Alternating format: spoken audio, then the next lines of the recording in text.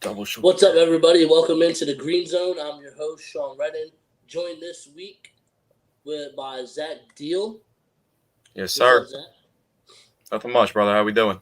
I'm good. Before we get into everything real quick, just, football season's right around the corner. So, and I'm personally looking forward to restaurants being back open in New Jersey, just so everybody can get out there and check out Naples at the Warehouse, located at 2 South Main Street, right in the heart of downtown Mullica Hill, New Jersey. Ice cold beer, delicious food, hot pizza. Chicken Can't cordon beat it. bleu pizza. Nothing beats it, man. Exactly. And that's where you got to go for all your football watching festivities. But real quick, excuse me, I'm chilling on the halls. I've been fighting off the coronavirus for the past 3 days. But nah, I'm just kidding. I don't think it's corona, but as you can tell, my voice is gone. So I'm going to rely on Zach a lot tonight. But so we wanted to do, with no games to bet on, I'm just so eager to get the Green Zone going again. So I wanted to start it out with the fantasy football forecast, is what we're calling it. Everything fantasy football, everything you can think of. If you have any questions, please feel free to comment, ask away. We'll be quick to answer it to the best of our abilities. Zach. Yes, sir. Let's get it started. So the first topic, honestly, I want to talk about in fantasy football, it has to be the first-round picks. What do you do with your first-round pick? And there's a lot of different situations that could play out, depending on whether it's a non-PPR league, which is PPR stands for the acronym points per reception. So a guy like Michael Thomas that's setting the NFL record for catches in a season is probably somebody that you want to target. But there's also other guys that do different things. There's just so many different avenues you can go in fantasy football. I think we all know, if you played fantasy football before, the running back position holds massive value. The guy that you can get at number one, or honestly, the top three running backs, in my opinion, this year have some of the best PPR value that you can get. So with that being said, if you have a top three pick this year in fantasy football, I think you need to stay away from Michael Thomas. I know the Alvin Kamara situation is kind of annoying and agonizing to look at, especially if you've already had your draft. You probably didn't pick Leonard Fournette, my favorite NFL player, in the top three. And if you did, I like him as much as anybody in the league, but you probably need to relook at your fantasy football strategy if you did that. But there's some tough pills you have to swallow so far. You know, Leonard Fournette being released, not having a team, Alvin Kamara sitting out the past 4 days with contract situations. So he's back now. It seems like it was just kind of a little back and forth, and the Saints know what they need to do to win, and he's an extremely important part of that offense. And speaking of that, if Alvin Kamara, for whatever reason, can't go or is traded for whatever crazy reason, that dips Michael Thomas's value, because the way that they already force feed him, if you take one of their best playmakers off the field, he's not going to have that same value. So basically, to summarize everything that I've opened up with, if you have a top three pick in fantasy, I made the mistake before of picking a wide receiver in that slot. You have to go running back. Sean, who is your number one running back on the board this year? My number one running back was C-Mac, or it was a kind of 1A C-Mac, 1B Saquon. I actually would probably put Saquon ahead of C-Mac just because Teddy Two Gloves, I don't trust him down there in Carolina. Yeah. And I feel like defenses are going to be keying on him. Obviously, not keying on Teddy, keying on Christian McCaffrey. And Saquon, the Giants drafted Andrew Thomas in the first round this year, and now they're adding him to a line that's young and improving. He's going to be playing next to Will Hernandez down there. Daniel Jones, I think, is actually a sleeper this year at the quarterback position. And with Slayton, with Sterling Shepard and Golden Tate and Evan Ingram at the tight end position, I actually think this Giants offense is super underrated by a lot of people. I think they're not going to win a lot of games because their defense is garbage. But from the offensive standpoint, I actually would have no problem with somebody going all in on the Giants offense. Speaking of going in on the Giants offense, so Evan Ingram has been one of my favorite players since he entered the league. I targeted him the first year when he was a rookie, and I did 4 leagues that year. I think it was 2017. And I got him in the last round of all of those drafts, and it practically won me my leagues by having that flex tight end guy. And for a guy like Evan Ingram, if you just watch football in general, knowing where he came from in Ole Miss and that roster that Ole Miss had 5 years ago at college that matched up with a lot of different SEC teams as well, Evan Ingram is a wide receiver in a tight end's body, or vice versa, I should say. He's a tight end in a wide receiver's body. 6'2", 230, fastest tight end in the game, faster than George Kittle's fast. Evan Ingram makes George Kittle look slow. So it's funny that you mentioned going all in on the Giants offense. I found myself getting Saquon at 3, which I felt was massive value. I thought Saquon in the ESPN rankings was ranked second. I tell people all the time, like you said, you like to hit on the draft picks, and which is a great point. Andrew Thomas at 4. Isaiah Simmons should have been the guy. We're not talking about that right now, though. We're talking fantasy. So Andrew Thomas being there at 4, that run blocking tackle out of Georgia. You've seen the running backs that Georgia's produced and what they've done early in their careers in the NFL. Guys like Sony Michel and some other guys. And he comes from that offense. It's a pro-style offense where the quarterbacks like to base it off of play action and really get the running backs involved. And that's why some games you see the Georgia roster, they got 3 or 4 guys rushing for 100 yards a game. So that adds massive value. But for Saquon, my biggest point about Saquon, last year, everyone wanted to make out – sorry for a second, I got my hair in my face. But last year, everyone wanted to make out Saquon. Oh, he had this rough season. And it was pretty much the bias of having him almost in every draft going number 1 and then not getting that number 1 pick value back in return. The Duke still put up 1,400 scrimmage yards. Derrick Henry was seen as the GOAT last year. 1,700 total scrimmage yards. How many games was Saquon hurt for last year? Saquon still ended up rushing for 1,000 yards last year. Still did. He still got over the 1K mark. Week 16, if I'm not mistaken, they played the Tampa Bay Bucks. He went for 43 points. That's the second to last game he's played in the NFL. So that right there just shows you the value that he has. Obviously, you know what he does in the pass game, the run game. If you're a Philadelphia Eagles fan, you remember that game when the Eagles beat up on the Giants in New York, and he still, or I should say New Jersey, he still went for 100 receiving and 100 rushing, and I think 260 total. So even if you want to key on these other guys in the offense, Saquon Barkley is that type of machine where they do have threats that you can't leave Evan Ingram open. What are you going to go cover 2 and try and stop Saquon in the flats, and then what's going to happen over the middle of the field? Deep down the field. You got Evan Ingram streaking down the middle of the field. You got Golden Tate in the slot. There's a lot of value. But with that being said, you brought up Teddy Bridgewater and Christian McCaffrey. How do you feel about Teddy Bridgewater having all this speed around him, but is he going to be able to use it with that throw power? No, he's not. So the Saints beat the Cowboys last year on, 4 field goals? And just straight checkdowns. I think there was literally 3 total passes that were completed over 5 yards, and none of them went for 10 yards. And the other 15 completions went behind the line of scrimmage. So that just shows you right there. But having those guys in the office, I think Christian McCaffrey's too good. You saw Cam, the iconic Cam player, was like, oh, you study film? I study too. And it seemed like Christian was on a wheel route on that play, and then he switched them to a Texas route, and he had everybody on the field completely confused. So quick audibles like that from a good quarterback. I'm not saying Teddy Bridgewater is going to be any massive value, and the point that I'm making is not even about his value at all. It's more so about Christian McCaffrey. You should feel good about him as the number 1 pick, because at the end of the day, if they're trying to contain him in the backfield, throw him in the slot. He'll eat any slot cornerback in the league in the slot as well. You can run end arounds. This guy is so versatile. You can do anything. Run him out of I formation, inside zones. This guy does everything. So I feel confident about taking Christian McCaffrey. But one last thing I will say about the topic is Saquon Barkley would not be a bad number 1 overall pick. That's what I said. I have no problem. Like, to me, it was 1A, 1B, and then it's Saquon and C-Mac, and then everybody else, in my opinion, for sure. when it comes to the top picks for fantasy. So when I ask you this, give me the Alvin Kamara ranking before this contract situation and after. Like, where would you have? Is he the 3rd guy in your rankings? I actually had him. See, I personally would have him 3rd. I actually took him 3rd in the draft this past Sunday. I had the 3rd pick in one of my leagues, and I actually took Kamara 3rd overall. I went back and forth between him and Clyde Edwards-Helaire, honestly, because I think Edwards-Helaire is a top 5 running back this year in fantasy, and just because of that offense.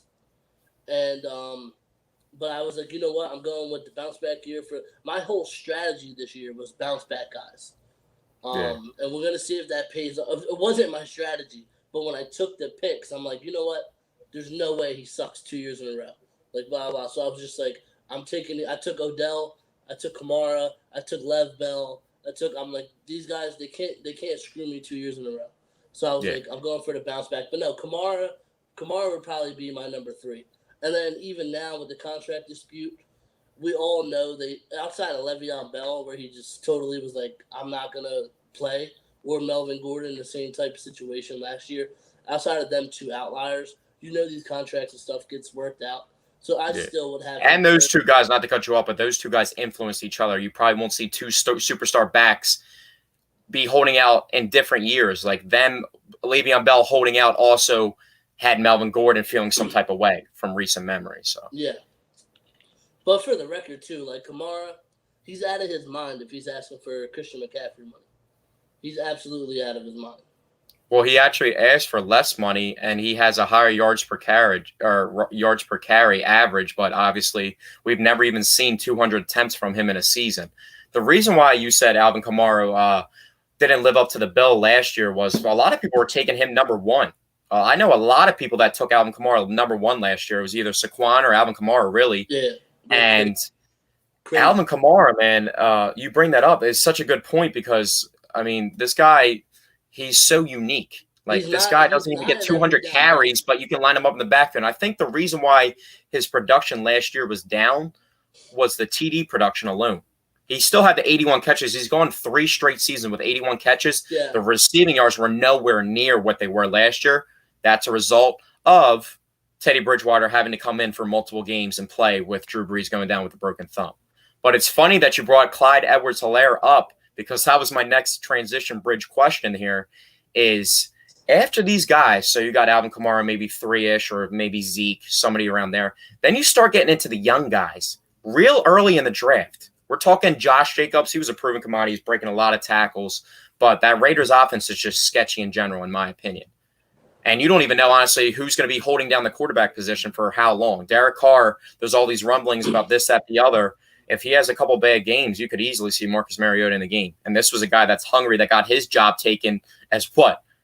The second overall pick, and he got his job taken from practically a journeyman quarterback. So that's definitely some hunger there. But when you get to that back end and Zeke and Kamara come off and it's like 1, 2, 3, and 4 are off in the running back positions, which one of those young guys do you feel the most comfortable taking? Do you go Miles Sanders, Josh Jacobs, Clyde Edwards-Helaire? There's some people on not this high, but Zach Moss is getting some love in like the 5th or 6th round. Clyde Edwards-Helaire, without a doubt, in my opinion. My rankings personally for running backs went McCaffrey 1, Saquon 2, Kamara 3, Edwards-Helaire 4, Zeke 5. Because you saw what Kareem Hunt did. Kareem Hunt was, I think, ADP average draft position as a rookie, 5th, 6th, 7th round, and that was with Alex Smith originally, and he went ballistic, and he won almost everybody in the league that took him in that slot. So you definitely don't want to miss out with Clyde Edwards-Helaire. I think Edwards-Helaire, even with Damian Williams not holding out this season, I think Clyde Edwards-Helaire would have been a 3rd, 4th, or 5th round pick, and now that's just even flightens when obviously you see that Chiefs offense in general. So here's a really good question, too, a bridge question here. You brought up the Saints offense and them having some massive value. We just brought up the Kansas City Chiefs offense and them also having some massive value. For whatever reason, Sean, you get Michael Thomas. Say you got 10 people in your draft. So this might be logical or possible. So you got 10 people in your draft. Alvin Kamara, everyone's staying away from. They're sketched out by that contract situation. Running backs, like I said, hold the most value. You have the 5th pick or something. Michael Thomas is on the board, and you take him at 5, and you feel good. You come around to the 2nd round, and Alvin Kamara is on the board. Yeah. You take him, correct? Without a doubt. You come around to that 2nd round, and you have Clyde Edwards-Helaire already or Tyreek Hill, and there's another Chiefs player sitting there. Are you stacking? Do you take the I feel like the same situations is an automatic. You can take Kamara and just trade him off the bat and get 3 different positions lined up, maybe a top tight end, a very good wide receiver 2, and a very good RB2, and you take it and you go on with your life. Yeah, when it comes to stacking, I think you're okay to take a running back and a wide receiver if you think the offense is going to be scoring points like that. That way you can capitalize on the ground and the passing game. But personally, I'm adamantly against taking two receivers on the same team or a receiver and a tight end. I don't for like sure. that. Yeah, I like doing like this year. I said I ended up getting Evan Ingram later in the draft, and I didn't even honestly realize. I forgot I even had Saquon. Like I knew that, but it was just blowing past my mind when I was looking at Evan Ingram. And I got Russell Wilson, I think 4th or 5th round, and I come back for my flex in 7th round or 6th round, and DK Metcalf sitting there. I have to take that flex. I have to take that stack. I have to stack it like that. But pressing the issue on another stack would just not be the same. So other offenses are completely different. Like Patrick Mahomes going for 55 touchdowns. You got Tyreek Hill getting 13, Travis Kelce getting 13, Edwards-Helaire might get 10. You got Sammy Watkins low end getting 6 or 7, and he went for what? The Jags game last year, 149 and 3 tutties off the bat, didn't score again for the rest of the year. So Patrick Mahomes is so good where it's pretty much game script any day. You can have Pringle. Pringle can score you 2 touchdowns in a random game. You know what I mean? That's how good they are.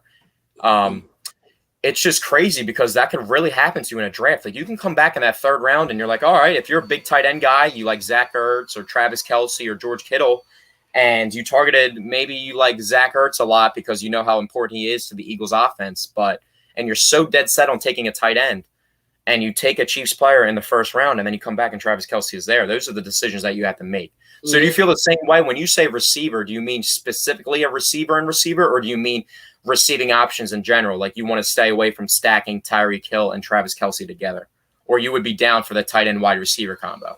Yeah, I'm okay. I'm okay if it's like Tyreek Hill and Travis Kelce, I'm okay with it to that extent. Or if it's like Chris Godwin and Gronk, I would be okay with it. Or Deshaun Jackson and Ertz. But it's like I'm not gonna go take Jonnu Smith and AJ Brown, or I'm not gonna go like it's. That's funny that you bring that up, the Jonnu Smith, AJ Brown, because bringing up running backs and wide receivers, a point I was going to make is you might feel a different type of way taking Alvin Kamara with Michael Thomas because like I said before, those 200 rushes that he's never eclipsed, he's going to have to get receiving game pass production. And Michael Thomas is a big part of that offense in that avenue. So another stack that will be intriguing to think is the Saints also added Emmanuel Sanders this offseason. Exactly. I got Emmanuel Sanders on my bench in this draft, so I felt very good about that. But just the point I'm trying to make is having a PPR very specific. We can almost make the thing like Alvin Kamara is a receiving back first before he even is a running back in general.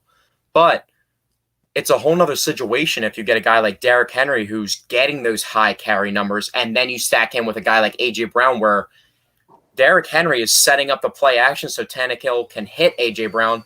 And last year we were so focused on Derrick Henry and those 1,700 scrimmage yards, A.J. Brown ended up with 1,100 receiving yards. So, and I remember we talked about it with Tehran, just the Falcons game. Most fantasy leagues now are PPR.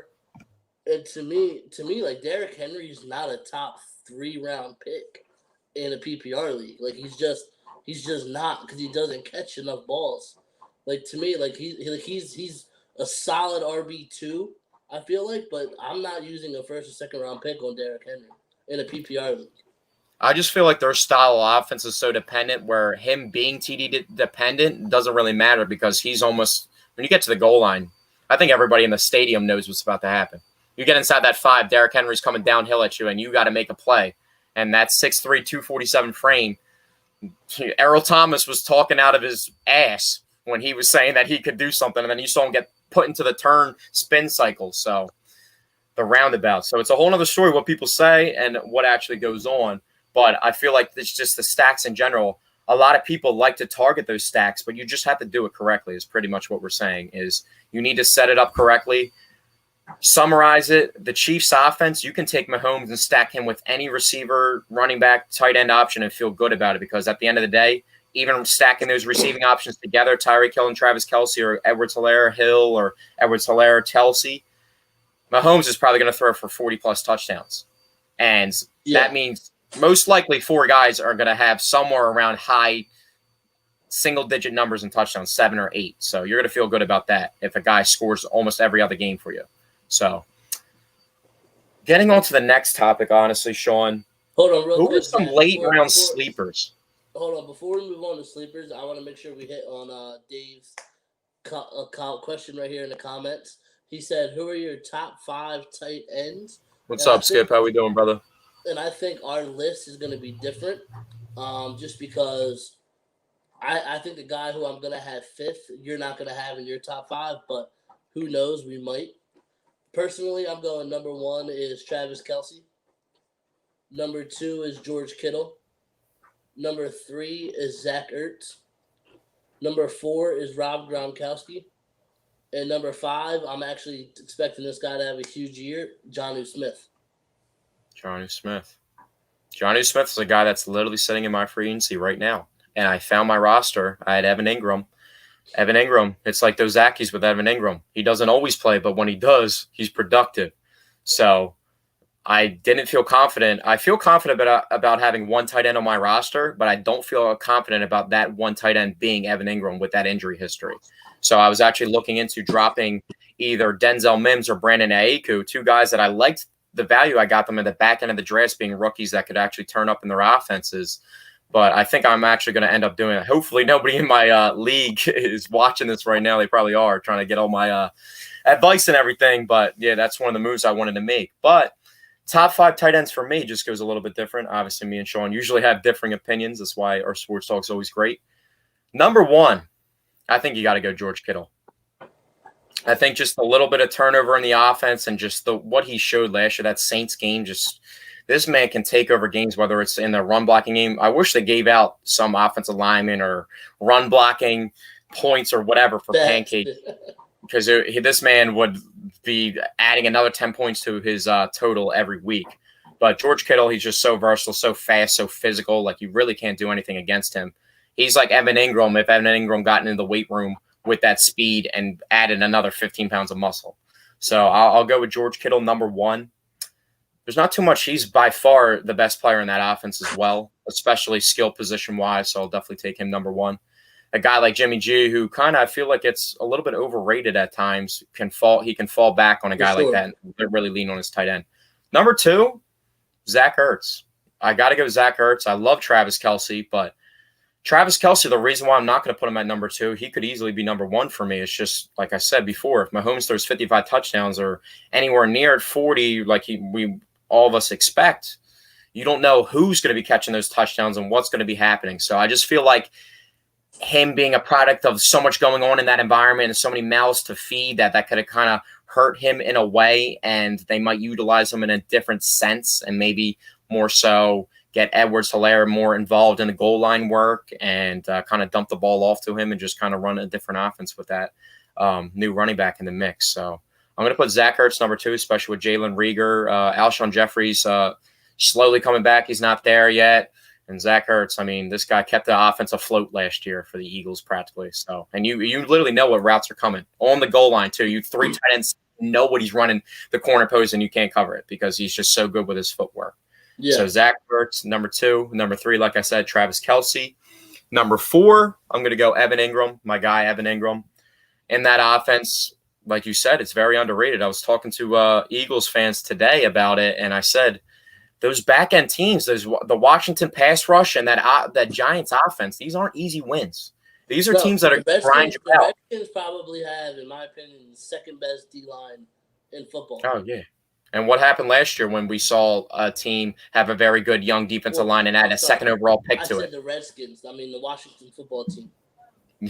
Yeah, I'd see that's how new that is and naive we are to it. It's crazy. The Washington football team, and even in Madden, they have them next to the Falcons listed as the football team. It's crazy. Their new logo, I still amazes me every time I look at it.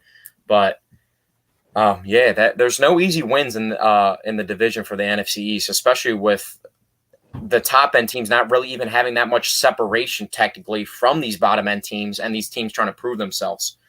And you got guys, Daniel Jones going into his second year. Historically, second-year quarterbacks just eat.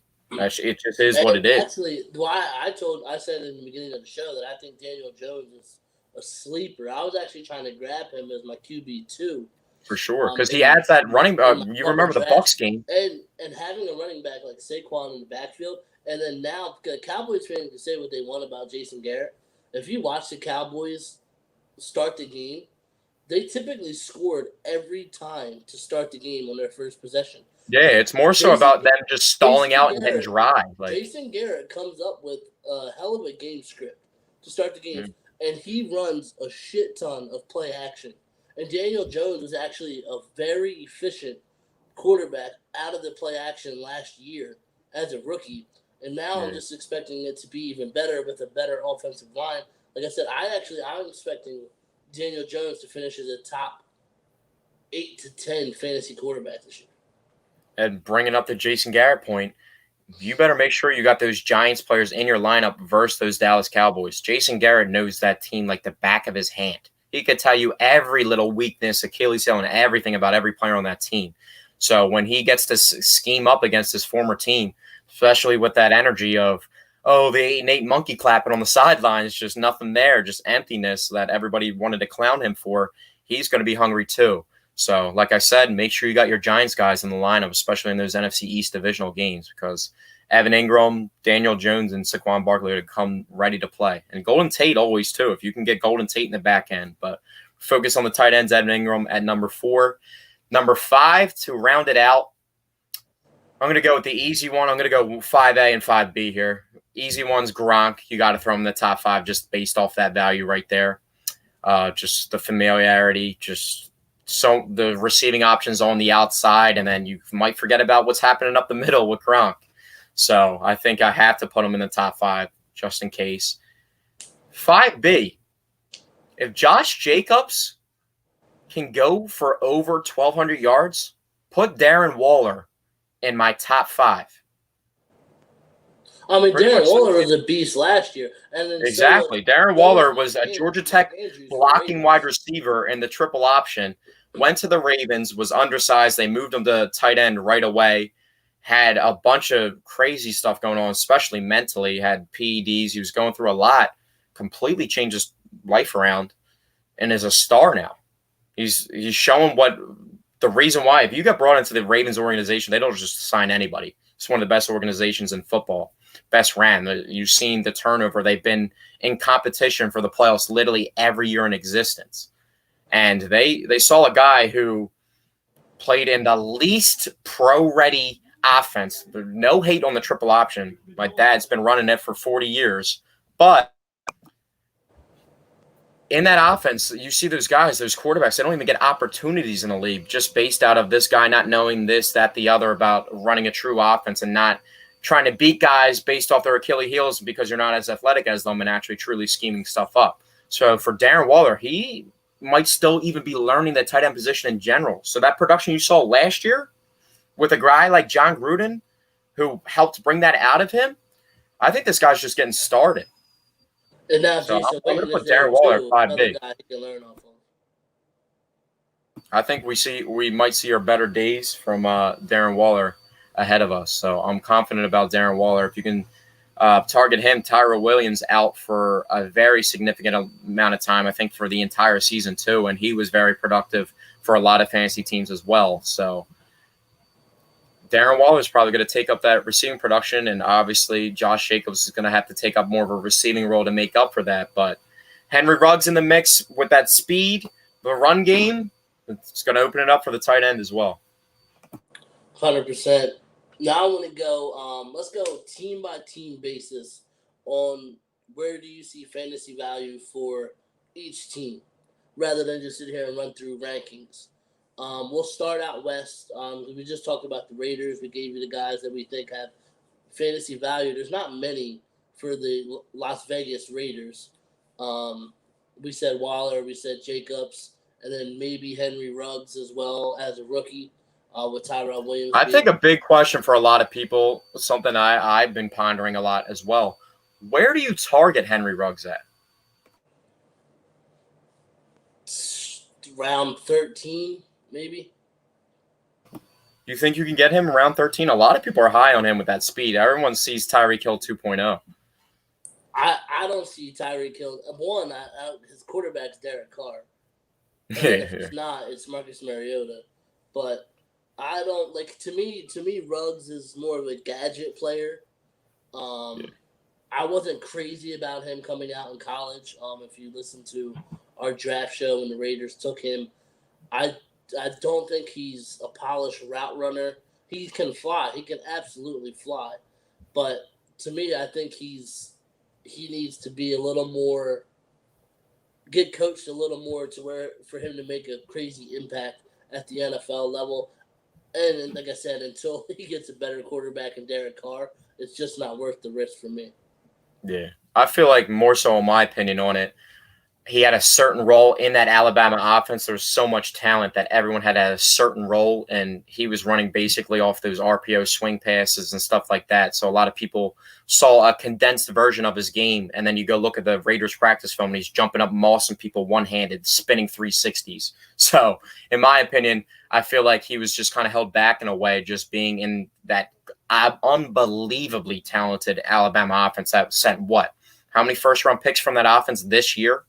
So I just thought his game was a little condensed in that sense. But not to get too far off topic here, how much does the quarterback position really play into effect for wide receivers and running backs? Obviously, that's a crazy question. Quarterback's the most important position. That's the way the ball is relayed to any other player on the field.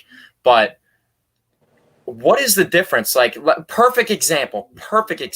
Josh Allen has been the least inaccurate quarterback for the past 2 years in the NFL since he's came in. He just got Stephon Diggs.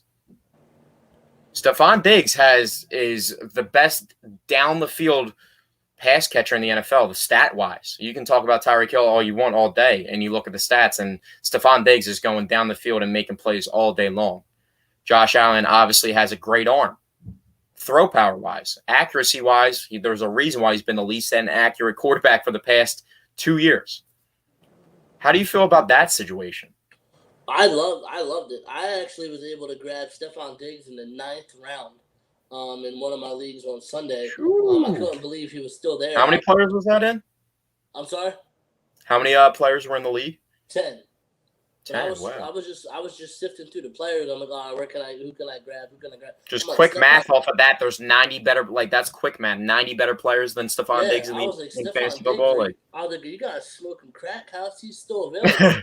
And then I'm just saying, no, but Josh Allen, even without Stephon Diggs, was already a top 8 quarterback for me fantasy wise. Yeah, because he has that rushing production. I'm about to say he's rushing and he finds the end zone. But now you give him a receiver like Diggs who can stretch the field. Like, you can say what you want about Josh Allen's inaccuracy. He did have them problems at Wyoming as well. But when he came to the NFL, he's throwing to Cole Beasley. He's throwing to John Brown. He's throwing to nobody really at wide receiver. Now you go ahead and give him a bona fide number 1 and a guy who can stretch the field and show off Josh Allen's cannon. Sign me up for that combo all day. For sure. But to add to your point of saying, do quarterbacks hurt wide receivers' value and where you draft them? To me, 100%. Like a perfect example, in my opinion, is DJ Moore.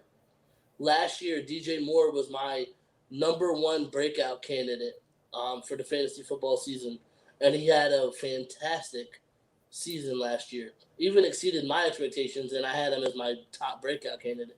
This year, him and Robbie Anderson wanted nothing to do with him. To me, the only receiver that I would touch is Curtis Samuel. That's because Teddy Bridgewater doesn't throw the ball down the field.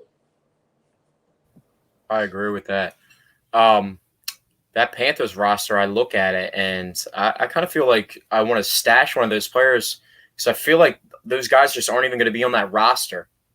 In my opinion, I feel like they're going to have to get rid of one of those guys, whether it's Curtis Samuel, Robbie Anderson. They're not going to get rid of DJ Moore, but I think just that offense is just not set up correctly.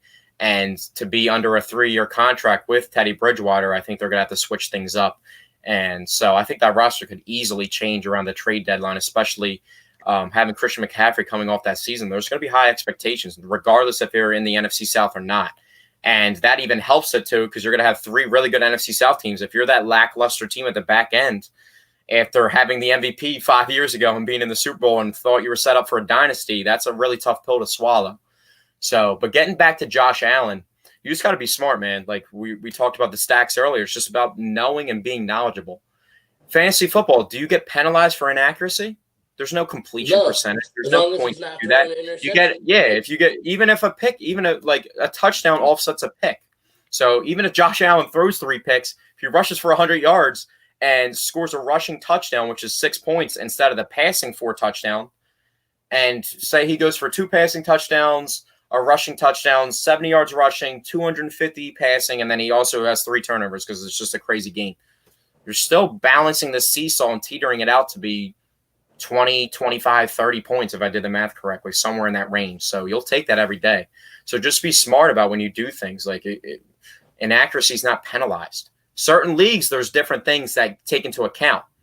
If you have a guy like, say, perfect example, if you have extra points in your league for guys that get 100 yards receiving in a game and that's its own thing, Adam Thielen went for 9 straight, tied the NFL record. That's the type of little stat chases that you want to do, but you don't want to get too crazy. Like, we're not talking about, oh, Adam Thielen's going for 9 straight in a 16-game season. I'm getting him in the first round. Like, don't do that. Don't do that. Don't make me come find you and have to come take guys off your roster myself because you listen to this podcast. You're making bad decisions. But it's just about being smart. What did you say? I don't think Thielen's a number 1. I think he's a number 2 based on his speed and all that. Yeah. And I feel like not having Diggs on the outside next to him is really going to make it hard. I actually, where I went with the Vikings, I actually drafted your boy with my last pick of the draft in Justin Jefferson. Yeah. I think I like your point on that. What I'm going to branch off is I don't agree that Adam Thielen is not a good downfield receiver. In order for him to be a good downfield receiver, though, he had Stephon Diggs in that offense really stretching the field, so you can't double cover him, and he's getting those options. One-on-one ball with Adam Thielen, it's his every day of the week, 95-5. I'll literally put it at 95-5. This dude is top 3 at acrobatic catches down the field. It's solidified. I've seen it so many times with the Vikings, him just going up 1v1. But when you have a safety that can help as well, and you have unproven guys all over the offense, like I like Justin Jefferson. You knew I wanted him to be drafted by Philadelphia. We still have to see what that offense for the Vikings is going to provide for him and what the role they want him to play. So with Adam Thielen, if teams really want to just take him out of the game and put all the pressure on the rookie to turn up and Dalvin Cook to not get hurt and stay steady in the backfield, I just feel like he's not going to be able to have that type of production. At worst, I think Adam Thielen, if he plays 16 games, I think the worst he'll give you is 800, 900, 1,000. I don't think it's going to be drastically horrific. But like you said, just not having Stephon Diggs in that offense anymore really hurts him.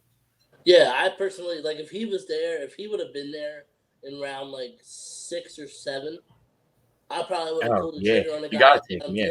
If you can get him, that 6 or 7 is where you're targeting wide receiver 2, maybe. Dude, I was able to get my draft on Sunday. I got Hollywood Brown in the 8th round, and I'm like, dude, you guys are absolutely insane right now. Like, how did you let this happen?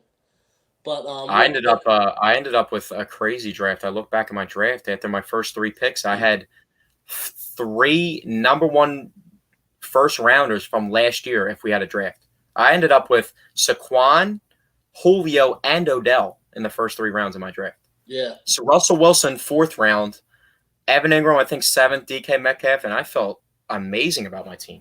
Got Justin Tucker, best kicker. See, I told people on the podcast yesterday, or which podcast was I talking about? I think I was talking about it. It was like a little segment I threw in on the podcast yesterday. ESPN disregarded defenses and their summarized. You know how they give you a paragraph, a rundown of what's going to happen for the teams. For some reason, off the top of my head, I can't think of the exact word what that would be called, but they just completely disrespected the defenses. Go read the ESPN outlook for the Seahawks defense. There is zero mention of Jamal Adams being on that roster. 0. They are ranked outside of the top 10 with 0 mention of Jamal Adams being on the roster. I ended up getting them. I already had DK and Russell, and there was too much value there. You got 2 of the best defensive players in the league on one team. Something, in my opinion, good is going to happen. We could see Clowney on the team again on a short-term deal soon. So just that type of stuff. But we got a question here from I don't know how to pronounce the last name, but our boy Steve. What do we think about Gallup and the Dallas wide receivers? So basically, where would you rank these Dallas wide receivers at, Sean? I mean, personally, probably Amari Cooper is a second to third round pick, depending on how many guys you And have. by far the number one receiving option in that offense. Oh yeah, and I think Gallup actually had a really good year out of nowhere. 1,100 too. Him and AJ Brown falling under the radar for last the year. Cowboys, but I expect CeeDee Lamb to unseat him as the wide receiver 2 in that Dallas offense, and then I think you could see Gallup working a lot out of the slot, and being that third option. I actually was shocked that CeeDee Lamb was still available in some leagues I was seeing in like round 12 and round 13, and I'm just like, that's probably a wide receiver 2 with a high volume passing offense, because we know Mike McCarthy, if we base it off his time in Green Bay, is allergic to running the ball. So Dak, in my opinion, Dak is a top 5 fantasy quarterback this year, borderline top 3 maybe fantasy quarterback, and all 3 of them receivers I think are rosterable and playable. Gallup I think is more of a flex. But Cooper is a safe pick, and then CeeDee Lamb is a guy that you want to have on your team. But maybe you give it a week or so to see how the offense is flowing and who's getting the targets before you insert them in your lineup. But I think over the long haul, CeeDee Lamb and Amari Cooper are the 2 receivers to have for the Cowboys. Okay, I got a couple yes or no, just quick Dallas Cowboys fantasy questions. I'm gonna rip for you. Is Amari Cooper a number 1 wide receiver in fantasy? In fantasy, no. Can CeeDee Lamb climb up to be a wide receiver 2 this year by the end of the season? Yes. Will Zeke produce PPR numbers as well? Because we did see him get some more run in the pass game last year. So, and like you said, Mike McCarthy, he's never played with a running back like Zeke, so he probably will like to get him involved in the pass game on those screens and those short passes. So, does Zeke provide rushing value like 1,300 and maybe 60 catches too? Zeke, I think, yeah, will produce PPR numbers. But like I said, the only reason I told you I had Zeke 5, maybe just outside my top 5 if I was putting together my running back rankings, just because his time in Green Bay, given he never had a player the caliber of Zeke, but Mike McCarthy does not run the football. So I'm just like, he's probably looking at these receivers in Dallas. He's like, Gallup, Lamb, Cooper, we got all this talent. Dak can air it out. He can run. He's probably looking at it like, oh, Zeke, that's great. It's like that's just extra gravy. But so to me, so when the 10 times I do run a game, I can actually have somebody that can do something, you know? Yeah, but I think until he proves me otherwise, Mike McCarthy does not run the ball. You're right about that. You can't lie about what we've seen. I think it's a different situation having Aaron Rodgers at quarterback, but we'll see how it plays out. Right. Last question. What's the best RB wide receiver stack coming out of Dallas that you can make? Value-wise, too. Like, not pressing the issue like you're trying to take Amari 3rd round and Zeke 1st round. Like, what do you think the best value would be? Maybe trying to target CeeDee Lamb later and get Zeke at the top of the draft? I think the best stack possible would be Zeke and CeeDee Lamb, because that means you're telling me you're using your 1st round pick, and then you're also using a pick anywhere from round 9 through whatever. Yeah. Because I think a big point to make is Zeke and Amari, that means you're using 2 of at least your top 4 picks, if not top 3 picks, on guys from the same team. Yeah.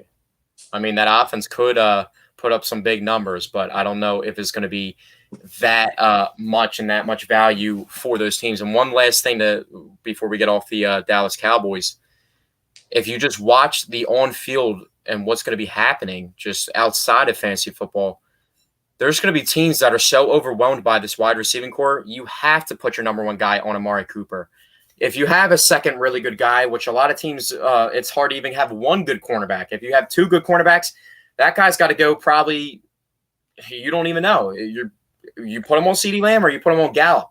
But when you see those matchups, now you got a wide receiver 1 most likely, and Gallup, if you really wanted to, could go to one of these bad teams, maybe Miami or something, really, in my opinion, be very good. I thought he was very good coming out of USF in general. So, I mean, Gallup last year was a bona fide wide receiver 2, without a doubt. Yeah. without a doubt. I just think, and it was based off of just having Zeke and Amari holding the horses down. Now you have that extra guy. A cornerback 3, a slot corner, is going to be stuck covering either CeeDee Lamb or Michael Gallup, and that's how you have to base your lineup based off of that. So whoever is kind of getting disrespected by another team's defense and has the best matchup, I think, is who you should start with Dallas Cowboys, and you can interchange them where you could have 2 wide receiver. You could have 2 Dallas wide receivers on your team and feel good about benching one week and putting the other and just kind of trying to play like that. But once you have multiple weeks of it not working out, of you starting the right guy or wrong guy, then you gotta move on from that.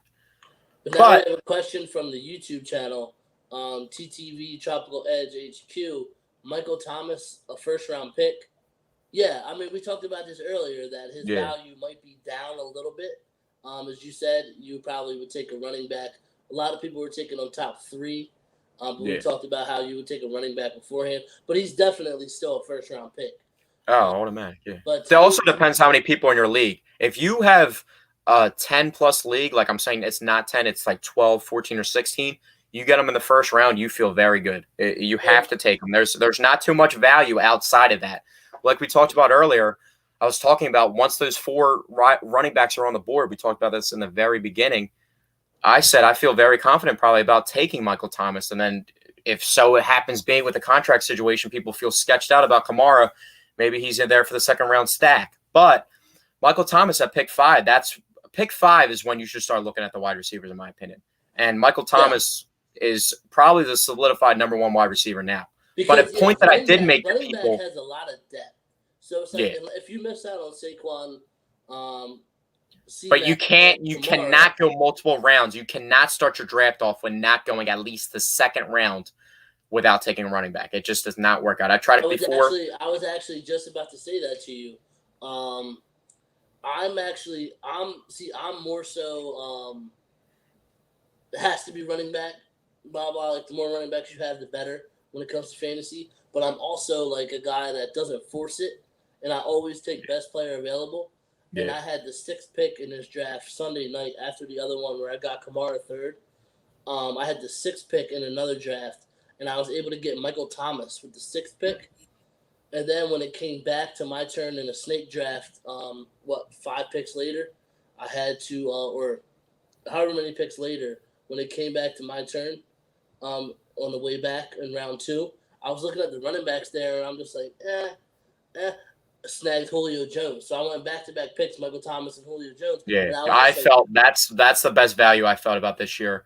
My one draft I did do Julio in the second round. Like I said, we just talked about it 10 minutes ago.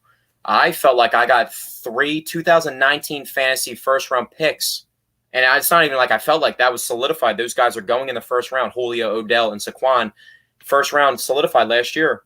Those were my first 3 picks in the first 3 rounds of this year. So I felt good about it, and I think Odell is kind of getting swept on the rug. Obviously, had a horrible season, and I just don't see the Browns having another season like that. I think it's at least going to improve in the slightest bit. So that I would feel confident about it. But like we said, a point here to make when we're talking about wide receivers, I used to be the guy that always wanted to get the best wide receiver. The point I'm going to make now is the reason why I don't do that now is I didn't have success doing it, obviously. I used to try and go that first 2 rounds, snipe 2 wide receivers, and then I would have nothing at the running back position, especially back in the day. But now offense is opening more up and utilizing their guys in the pass game, running back-wise. There's a little bit more depth in the overall fantasy leagues, and we have just rookies coming in and making an impact right off the jump, and guys that get overvalued say, I love this dude a lot, but for some reason he reminds me of Royce Freeman 2.0. And that guy's Zach Moss. I love Zach Moss, but I just think Devin Singletary and the way that this offense shapes out to be with Stephon Diggs, they're just going to open up the offense with that passing game more and get the running back utilized as well. So I'm a huge fan of Zach Moss as well, like you just said. And the more training camp is going on, the more of a fan of Zach Moss I'm becoming. I'm actually the opposite of you. You said you're actually fading off him. But to me, all the stuff that I'm reading from Bill's camps is that Devin Singletary can't hold on to the ball to save his life. He had fumbling issues last year. And they said so far in training camp, he's just putting it on. That's the easiest way to get off the field, too. And they said Zach Moss is taking the opportunity of them benching Singletary in practice and getting first team reps and running away with it. And I think Zach Moss, he's slow. He's slow, but I don't know. He didn't look too slow on that 91-yard Utah touchdown in college. That's a whole other game. But he ran a 4.6 40. But he's a slow guy. But he's hard to bring down. He's a strong runner, and just because he lacks speed, he's a pretty good pass catcher too out of the backfield, and he showed that off in college. He really is. He kind of reminds me. You know who he reminds me of? Another Utah running back who kind of just got faded just because of just the offense in Denver, Devontae Booker. Yeah. He gives me a little bit of Devontae Booker feel to him a little bit. He does remind me of Marshawn Lynch, though, just with that. The way he gets around and moves around. He's underrated in the pass game. He's not the quickest guy. Or I shouldn't say he's not the fastest guy, but he is quick, in my opinion. So, but getting to the last point on that wide receiver thing before we got off track with Zach Moss, I used to target those wide receivers. I didn't have success, but that's not the reason why I stopped doing it. The reason why I stopped targeting those wide receivers in the first round, a first-round wide receiver in 2020 is not what it was 3-5 years ago when you had prime Odell or prime Julio and prime AB or even prime Odell in the beginning of his career. AB was the number one pick in league, 6 straight years of being the number one fantasy wide receiver, just the best in the game. And then you had Julio going like third in every draft too. You had in your first 3 picks in most drafts back in the day, 2 wide receivers off the board and 1 running back. And you felt very good about those wide receivers. Like, oh, you're like very jealous of the teams that took Odell or Julio. I keep saying Odell. But Odell was the same way. He missed 4 games to start his career, and he still ended up with 1,200 receiving yards his rookie year in 12 games. So those 3 guys, back in the day, they had the wide receiver position different. But now, with just, like I said, teams opening up their offense more, and they're just being more depth at running back, the wide receiver position at the top is just not what it was before, because these running backs do the same thing. Like we said, Alvin Kamara not getting 200 rushes, but 81 catches every year he's in the league. You know what I mean? And that's why it's funny, because my first thought when Alvin Kamara was asking for that contract, I thought crazy right off the bat. I was like, did this dude just ask for wide receiver money? Is he trying to pull the scam because he knows he got that wide receiver production and he's trying to pull the Jimmy Graham scam and he's trying to get the most value he can? And he's like, it doesn't matter what position I'm listed at. Look at where I'm playing at and what I'm providing and what I'm doing. Right. So 80-plus catches, there's not too many wide receivers that are going 3 straight seasons with 80-plus catches, let alone a running back doing it. So just at the end of the day, if you want to talk about wide receivers, just be smart about it. Like we said, there's really only one nowadays. There's really only one. If you're in a 12-team or lower league, there's one first-round wide receiver, in my opinion. It's Michael Thomas, and you're trying to get him at 5 or later. Once you get into those bigger leagues, and if it is a 12 and you go 9, 10, or 11 or 12 and you want to take Julio or somebody like that, then go ahead. Feel free. I would feel good about that pick myself. It's practically like a second round. There's not too much talent going around then. But with guys like in my draft, 5th round, I got sniped 1 pick ahead of me was Melvin Gordon, who I think Melvin Gordon's going to take over that Denver job and just run away with it and be back to the same Melvin Gordon he was from before. So when you can get guys like that later in the draft, don't be wasting your picks on wide receivers. I know he's not a wide receiver himself, but you got guys way later in the draft that have value to go chase a wide receiver at the beginning of the draft. 100%. Real quick, I want to hit on Steve. He asked another question here. It says, for a 3-player keeper league, are you keeping Wentz or Rodgers, Aaron Jones or James Conner, or Odell or Evan Ingram? Oh, I love this question. That is Steve. Thank you. Steve must have read my mind, because I was actually going to bring up as a topic rookie running back stashes. Why did A.J. Dillon get drafted in the 2nd round when there's so many other needs for a team that made it to the NFC Championship, and the Packers had the most productive backfield in the NFL last year? Aaron Jones had the most rushing touchdowns, which I don't think he will even come close to again this year. Jamal Williams, I've been watching a lot of basketball recently, but Jamal Williams is a very good PPR backup running back. He's one of the best backup running backs in the NFL. He's had some games under his belt last year. I think he went for 15 plus in like 3 or 4 games, and he had a stretch where you could really have started him in the flex and felt very good. But why in the running back disrespectful era that we live in now, where Dalvin Cook can't get a contract, Leonard Fournette's getting cut for nothing, Alvin Kamara might have to get traded, or he's not going to get the exact value he wants. Only the top end guys. Something tells you these Packers are going to want to start getting A.J. Dillon in the mix early, and Aaron Jones getting another contract is not in the mix. So with A.J. Dillon, I know you saw that picture of him in training camp. He's an absolute horse coming from Boston College, those power backs, and I think he provides a little bit more. So that's a tough one, though, Steve, because I don't like James Conner at all. I think they're both in the same situation. I would take Aaron Jones. If it's between those two guys, I would take Aaron Jones, but James Conner is definitely not getting a second contract from the Steelers, and I don't think Aaron Jones is getting one from the Packers. But James Conner is in a contract year this year, and I think Leonard Fournette could be on that roster next week. Yeah, personally, between them two, I'm going Aaron Jones as well. And like you said, the Packers drafted A.J. Dillon with their second round pick after taking a quarterback. I think the toughest. What do you think the toughest question on here is? I think the tight ends are Evan Ingram. You're talking to the Evan Ingram fan club owner, but he's not a keeper in any fantasy league. There's no way, especially over Odell. When what Odell can provide you could trade Odell and you'll find 3 kids out of your league that have Odell jerseys on every team that he's played for throughout college, and they'll give you everything in the book for him. Even if he's going for 500 receiving yards, which would never happen. But if he's at the lowest of the low, Odell is a fan favorite, and people are going to want him on their team. It just is what it is. Yeah. So I think Odell has to be the guy. Yeah, Odell to me, that's an easy one. But that quarterback question is tough there. Who do you go there? I'm personally going Wentz.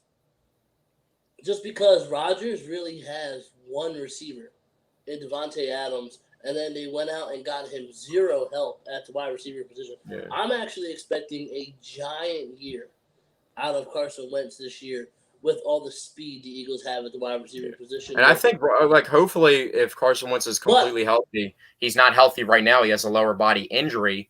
The left tackle position is tough as well, too. I mean, if you look up an injured Dilliard, who's obviously not going to play, and then probably going to throw Peters there, but they don't have the money to. I don't think at the end of the day, Peters is really going to hold out on the Eagles like that. If it was another team, they signed him at guard and wanted him to move, he would actually leave the team, in my opinion, because he's just not getting his value. But being with Philadelphia for so long, them trading for him and everything, I think he'll just take one on the chin and do that.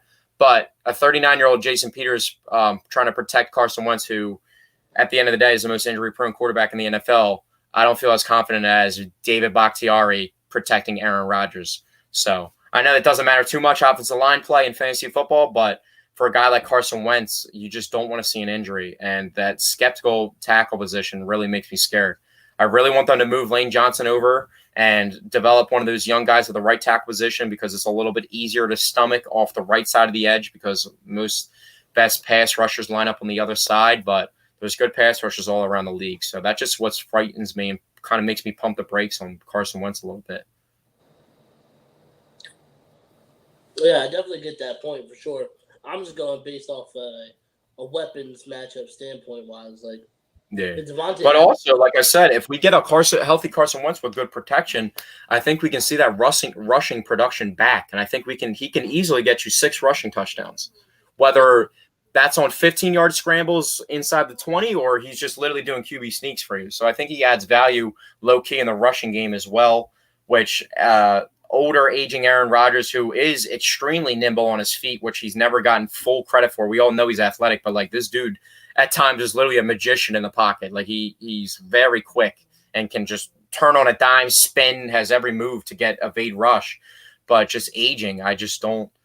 He's not going to be. He doesn't even. He scrambles to throw the ball. He's never going to be tucking and running the ball regardless. So, just that added value with Wentz. I think they're very close passing numbers wise, but Wentz now is crazy to stomach. But he might have more weapons and just the rushing production. Yeah. I think you got to give Aaron Rodgers is Devontae Adams injury away from being irrelevant in fantasy. Yeah, Marcus Vantez Scouting being his number 1 wide receiver. So yeah.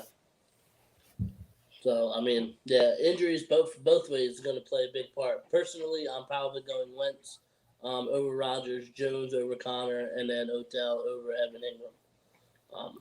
But remains to be seen. I mean, Aaron Rodgers with the Packers drafting Jordan Love could be on another team in a couple of years.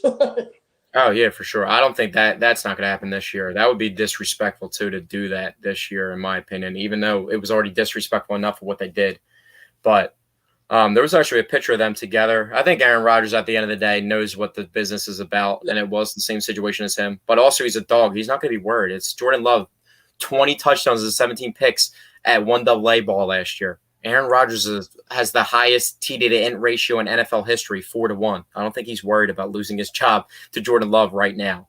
So that's something you don't have to worry about. Jordan Love is, without a doubt, the most talented quarterback in this year's draft class. But mentally, it's not here yet. It's not here yet. So even if Aaron Rodgers, Jordan Love's not going to be ready to take an NFL field for. And especially if you have a situation where you're a young guy and you're going into, it's not Alex Smith. Like, Aaron Rodgers is mature enough to understand the situation and not be petty from what I've seen from the outside perspective. But then again, he's not going to be telling this dude that's potentially going to take his job when Aaron Rodgers was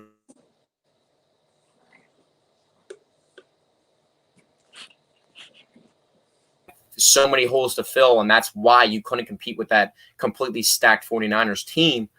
But I just think Aaron Rodgers isn't going to be giving all of his tips and tricks to Jordan Love right off the bat either. So it's going to take a really long time for him to develop because he's not there mentally. So the last thing I want to hit on before we get out of here, though, kind of got buried when we were talking about the Dallas Cowboys, and I wanted to transition to it. Dallas Cowboys have a very good wide receiving core. Is that the best wide receiving core in the league? I know a lot of people who would like to hear about this Arizona Cardinals wide receiving core. I'm not saying they're the best in the league, but fantasy-wise, what do you think about that offense? The Cardinals? Yeah. I mean, I'm not crazy about Kyler Murray. From a fantasy aspect, maybe because of his rushing ability. But, I mean, he was outplayed by Gardner Minshew last year, numbers-wise, and winning games-wise. Obviously, getting DeAndre Hopkins is a big help. Christian Kirk is mainly just a deep threat. Andy Isabella is a guy I really like, but not a lot of value there outside of DeAndre Hopkins. I think Christian Kirk could personally go for over 1,000 yards this year. Kenyon Drake as well. Kenyon Drake is somebody that a lot of people are taking high in the draft. He's had some absolutely. Yeah, he's had some extremely explosive games, too. We saw 4 touchdowns from him last year, and that was like 2 weeks into being on the roster. And I think this dude's just getting better. Kenyon Drake, for me, has been like my ex-girlfriend in fantasy football. I see him in free agency all the time on that Miami team, and I'm like, I don't want anything to do with that. You know what I mean? And then I watch him run past Gronk for a Hail Mary touchdown or a last-second touchdown in Miami, and then he's scoring how many points on that play alone. And he ended up getting traded into a way better situation. Miami might be just had the worst environment in football. I'm not saying they have a bad organization or anything like that, just the worst football environment. It's just so dry and dull. But then again, they beat the hometown Philadelphia Eagles in Miami last year, ironically. But I just think Kenyon Drake, he was another victim of that Alabama talented offense. He was like the backup special teams guy.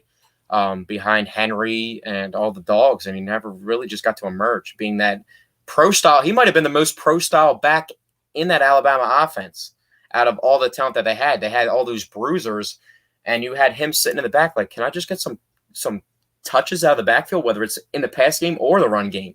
He's another guy like Alvin Kamara where you're never going to see heavy workload in the rushing game, but he is productive and has a very nice yards per carry. And he gives you a lot in the passing game as well. So I think Kenyon Drake is somebody you should target. Obviously, DeAndre Hopkins.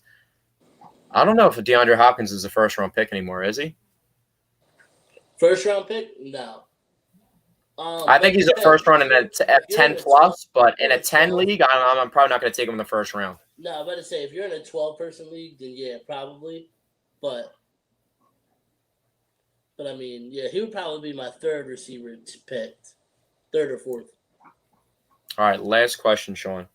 This is a question a lot of people need to know the answer to. Value. There's some guys in your league that are going to take Lamar Jackson, Patrick Mahomes in the first round. I think it's becoming a lot more of a thing this year. Solidified. There's going to be at least one quarterback off the board in the first 2 rounds at least, and a lot of, like I said, this year, seen a lot of first round quarterbacks being taken.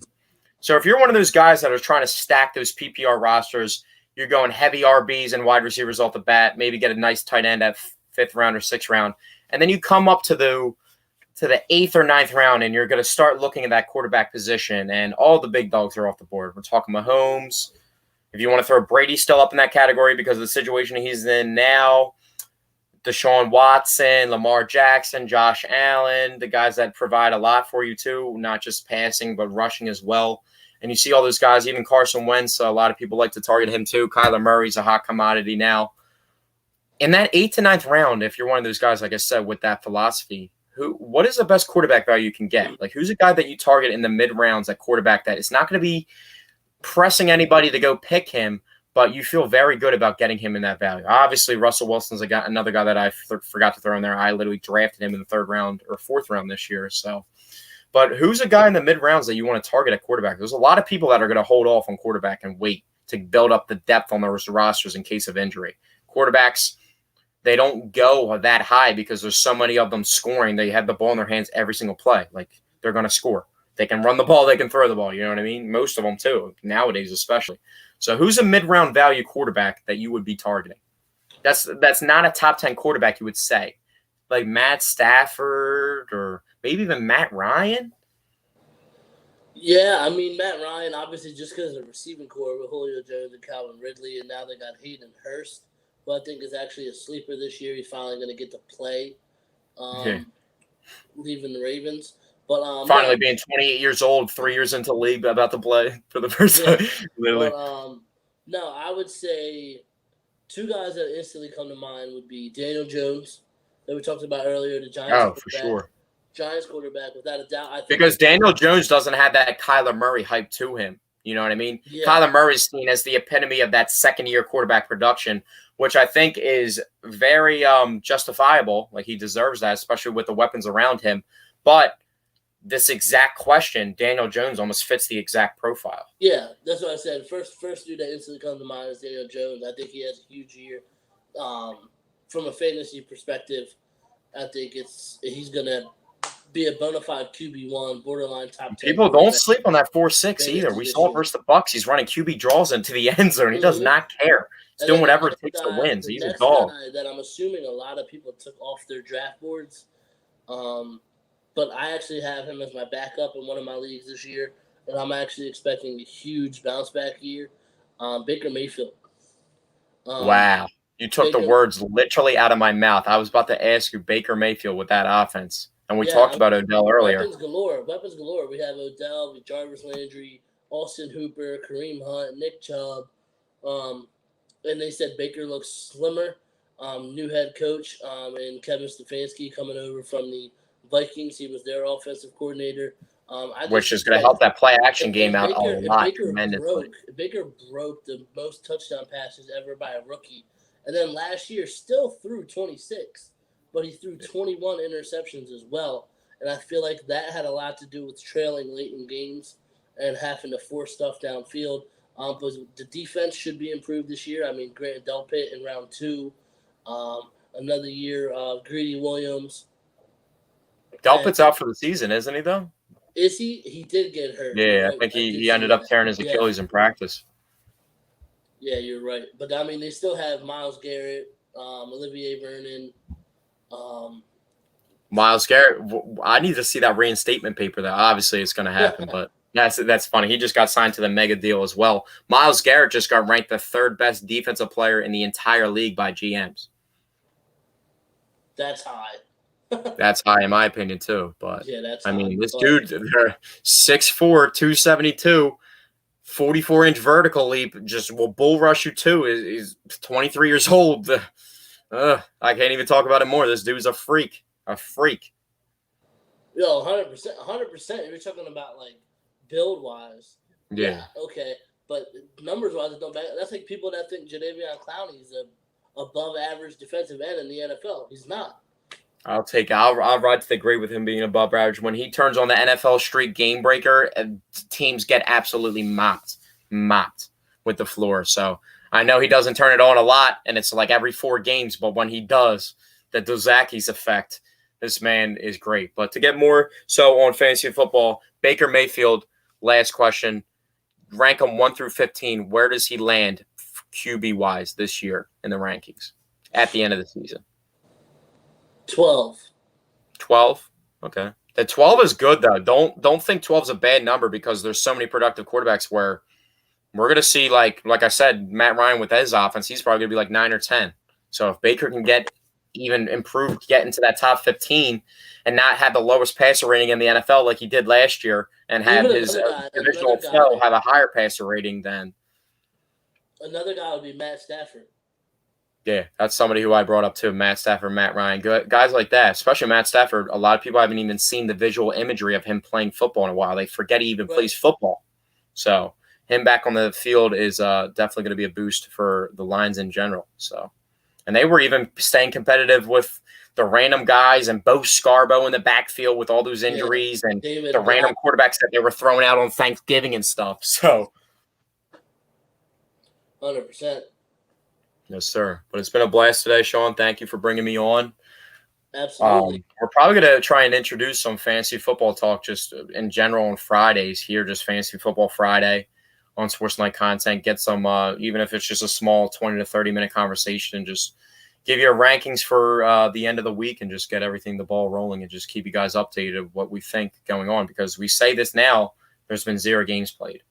I'm going to see 1 game played, 2 games played. Usually I like to make my opinions start to form them after the quarterly part of the season. So 4 games are under the belt so we can get a fourth, at least 25%. But obviously every week changes, injuries and everything. So we'll keep you updated on Fridays and bring you guys that. But thank you for tuning in. Really appreciate it. Thank you for bringing me on, Sean. No doubt. And if you guys weren't aware, if you joined late, this was the return of the Green Zone. Won't be going live next week or weeks in the future. You can subscribe on Apple Podcasts and on our website at www.sportsmanlikecontentmedia.com. It's the most profitable sports betting podcast in America, so you don't want to miss that. If you like winning money, I hand it out every week, free. So all you got to do is give me 15 to 30 minutes of your time, and you get paid. But yes, sir. Again, Zach, appreciate you joining me.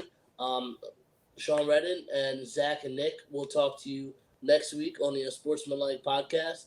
And then I'm going to holler at you guys on next week's episode of The Green Zone. Talk to you next time. Yes, sir. Stay tuned.